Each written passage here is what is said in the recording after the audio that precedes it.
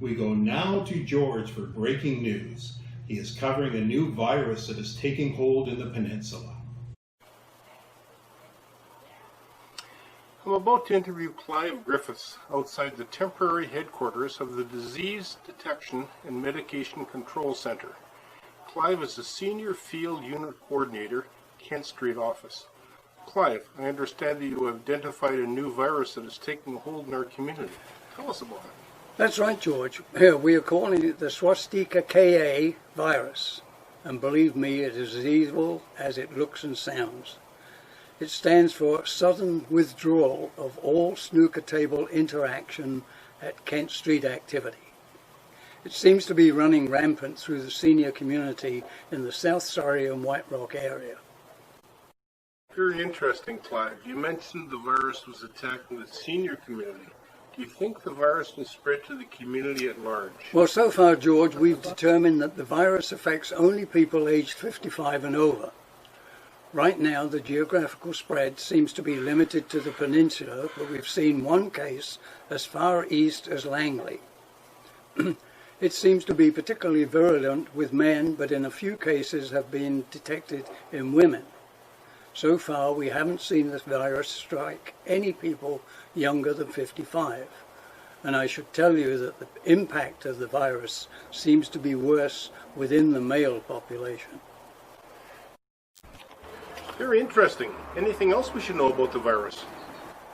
Well, it's funny, but the effects of the virus seem to be very severe with several older experts here in the locality and eastwards.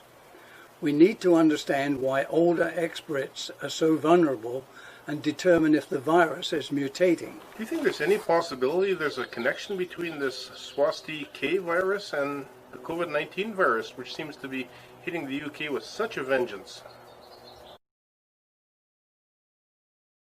There very well could be a connection. We've been snookered so far in our efforts to isolate and create a vaccine against the Swasti-Ka virus, so we decided to contact the snooker authorities in the UK. Despite the severe lockdown in effect over there, we managed to contact Jimmy White, a senior Brit player of note. He confirmed that indeed there did appear to be some similarity in the symptoms of a mutated virus that the UK research labs have dubbed Snooker 147. We agreed that we should exchange findings. During this conversation, I mentioned that I knew Joe Zammit, regarded by Ronnie O'Sullivan as one of the world's top 3. Small world, said Jimmy. Give Joe my regards and tell him he still owes me a beer from when I beat him last. Thanks, Clive. Please keep us informed. And now we go to Jerry Ossier, President Emeritus of the Kent Street Activity Center Snooker Club. Jerry has been working on a therapy to help manage Swasti-Ka. He's in Ottawa now to meet with Prime Minister Trudeau. Tell me, Jerry, what are the symptoms of Swasti-Ka, and what progress have you made in identifying a cure? I'm glad you asked, George. Thanks for letting me spread the word about Swasti-Ka. It seems that the principal symptom is for seniors to just aimlessly wander about the community wearing homemade masks. Right now, there is no cure for this virus, but we believe that social distancing will help curb its spread, and that's why I'm here in Ottawa. I don't understand, Jerry. It's really impossible, George, for us to maintain social distancing while playing snooker. Our tables are just too small.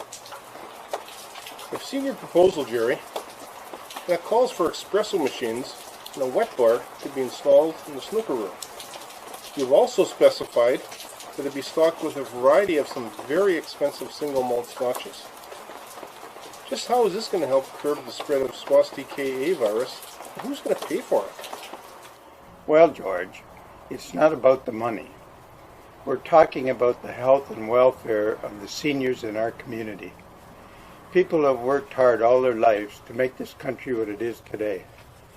They have made Canada proud, and the least we can do for them is to help them spend their senior years enjoying their favorite physical activity in a safe environment, one where they won't be risking their life while doing it. The idea is to have our seniors spend as much time as possible enjoying playing their favorite game. And to do so, they need to stay awake. Supplying quality coffee should do the job. And further, we've just learned that imbibing alcohol on a regular basis clearly helps holding off the spread of the Swasti-Ka virus. I'm sure you would agree that no amount of money should be spared in the achievement of this worthwhile goal.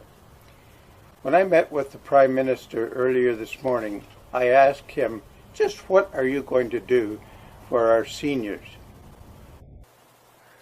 I've got that clip, Jerry. Let me play it for our viewers. Prime Minister, I need to ask you just what you're going to do to help our White Rock seniors deal with this Swasti-Ka virus, specifically regarding the modifications to the KSAC snooker room, snooker tables, and including coffee machines and alcohol supplies. I provided you and Premier Horgan with a report yesterday which outlines the horrible conditions in effect at the Kent Street Activity Centre's snooker room. I've had no response. Are you going to do anything about it, or are you again just going to ignore it and put seniors' lives at risk? I read the report in full yesterday. We shared it with the provincial government over the weekend. It is deeply disturbing. There are things in there that are extremely troubling, and we need to take action. And I spoke with the Premier this morning to assure him that, of course, the federal government would be there to support them as they deal with this situation. We need to do a better job of taking care of our elders, indeed, right across the country. Merci tout le monde. Bonne journée. Thank you, everyone. Have a good day.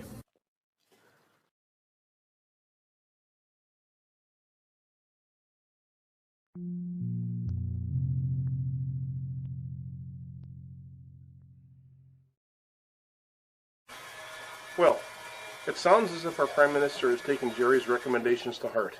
And now, back to Kent Street News Network Central.